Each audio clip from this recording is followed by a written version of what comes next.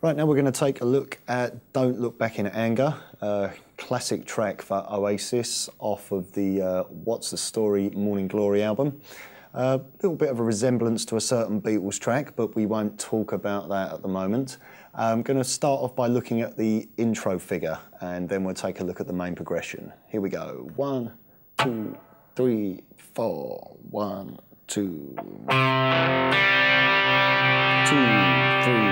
4.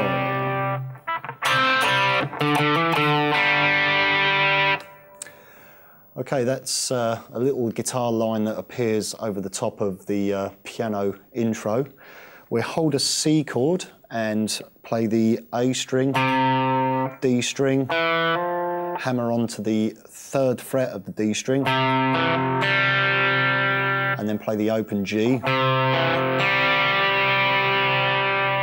Then move up to the C major pentatonic, or shape 1 of A minor, and bar across the D and the G string at the 5th fret, strike the 2 strings and hammer on the 7th fret of the D, and then back to the 5th fret D and G, and then play the 5th fret of the A twice to the 7th fret, then back to the 5th, and then an open G, which gives you time to get into the next chord. So.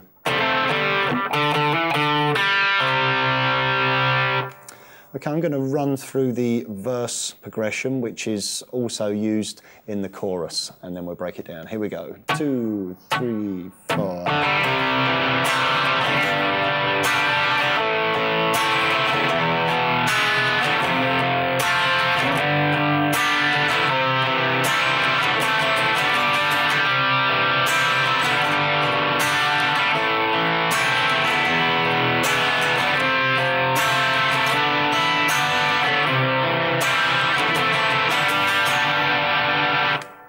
Okay, kicks off with a C major chord.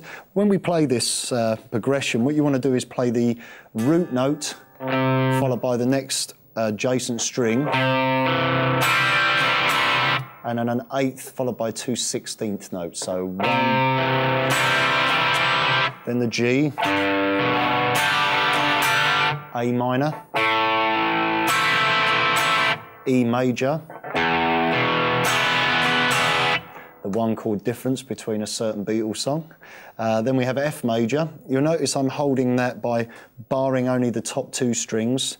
Then my 2nd finger plays the 2nd fret G, 3rd finger plays the 3rd fret A, and my little finger plays the 3rd fret D, and my thumb plays the root note. There is a reason for this, which we'll look at in a second. So F major,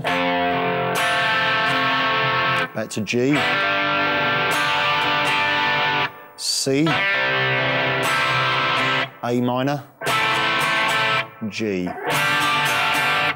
Now the reason why I suggested holding the chord that way is during that first verse, the 2nd time round, we play the F major, but we keep an open E, so we get F major 7th.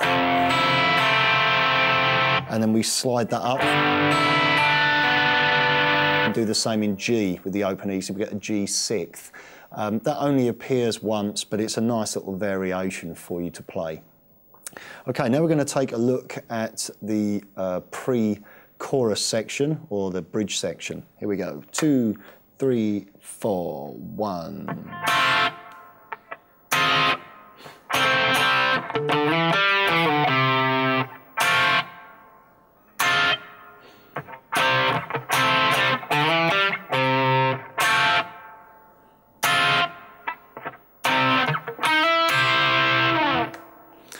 Now this section is slightly different the 2nd time round. There's a variety of improvised pentatonic licks and lots of guitar overdubs. One guitar is playing the stabs whilst another guitar is playing the chords, and another guitar is playing the lead part. So what I've done is just chosen to give you a little broken down variation of all of them put together.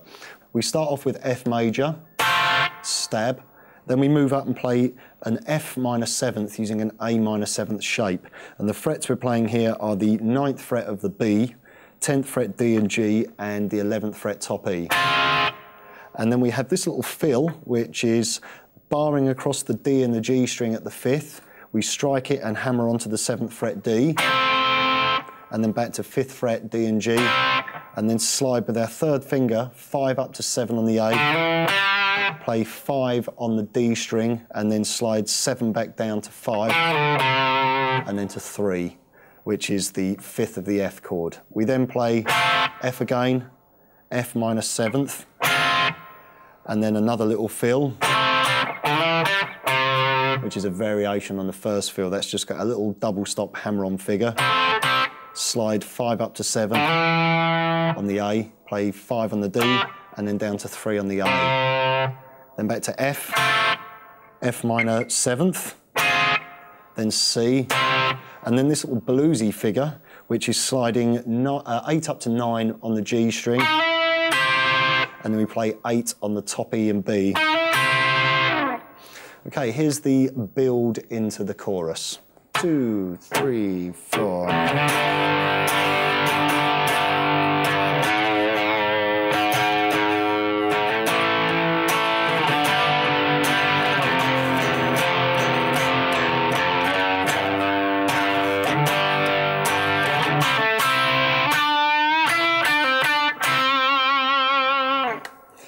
Right, we kick things off with the G5 chords.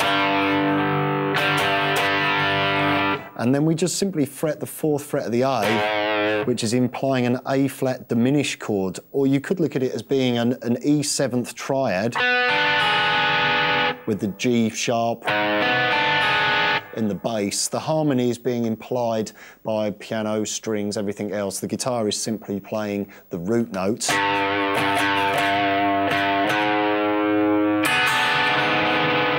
You could play that on the top if you wish, if you want to, explore a little more to do with harmony. To do that, I'm simply playing the 4th fret top E, 5th fret B, and 4th fret of the G. Like I said, that little triad, we're not actually worried about playing that part, but it is available if you want to use that.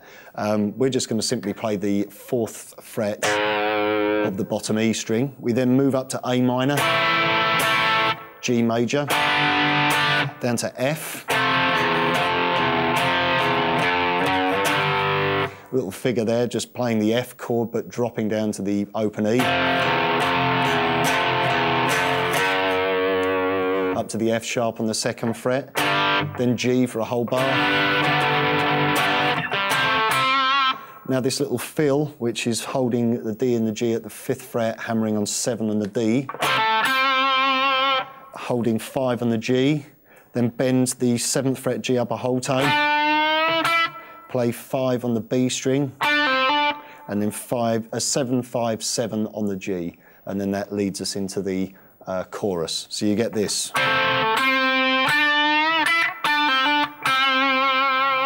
Sounds nice if you tail it off with that C note and then go into the G chord. So hold the C note on the first C chord of the chorus. Chorus, pretty much the same as the verse, except when we go from the F to the G, don't worry about shifting up and having those open strings in there, as we discussed in the second half of the first verse. So I'm going to play through the chorus for you now. So we have a little tag on ending lead section. Here we go. 1, 2, 3, 4.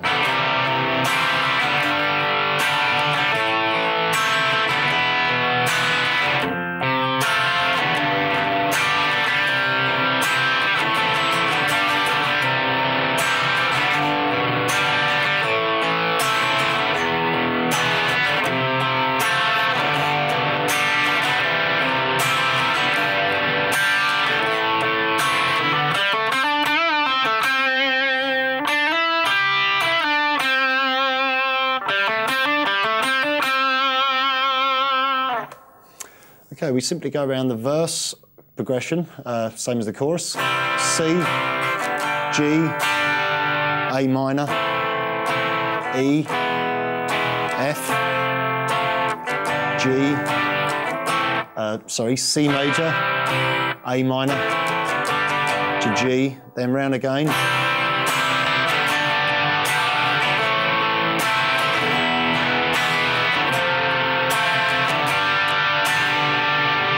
This time, we then start the progression again. So we go C, G, back to A minor, and then we move up to our A minor stroke C major pentatonic. that little lead line there, 5 to 7 on the D, 5 on the G, 7 on the G, and then bend the 7 up, release and pull off to 5, 7 on the D, 5 on the G, then 7 slide up to 9 on the G, play 8 on the B, slide the 9 back down to 7 on the G, then 5 on the G, and then we have this little hammer-on figure, which is just 5, 7 across the D and the G, resolving to the 5 on the C.